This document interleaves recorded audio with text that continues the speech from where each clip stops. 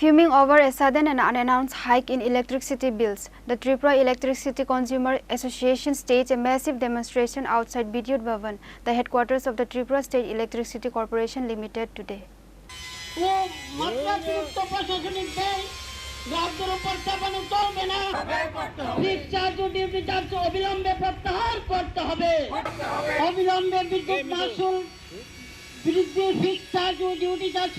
The protest erupted after thousands of consumers across the state reported receiving exponentially inflated bills, exposing what activists call a major transparency failure by the State Power Utility and the Regulatory Commission. মানুষের কাজ নেই, রোজগার কমছে, ব্যবসা বাণিজ্য ক্ষুদ্র ব্যবসা নিচের দিকে যাচ্ছে। সেই জায়গায় বিদ্যুতের মাসুল বৃদ্ধি সমস্ত কিছুর আরেক দফা মূল্য বৃদ্ধি ঘটাবে, যেটা কাঙ্ক্ষিত নয় এবং সাধারণ মানুষের স্বার্থ বিরোধী। তাই আমরা গ্রাহকদের স্বার্থের আমরা এর প্রতিবাদ করছি এবং অবিলম্বে বর্ধিত বিদ্যুৎ মাসুল প্রত্যাহারের দাবি জানাচ্ছি।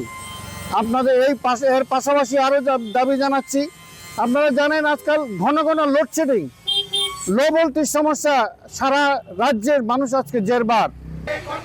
অবিলম্বে বিদ্যুৎ মাসুল বৃদ্ধি, ফিক্সড চার্জ ও ডিউটি চার্জ মহিলা আন্দোলন চলবে।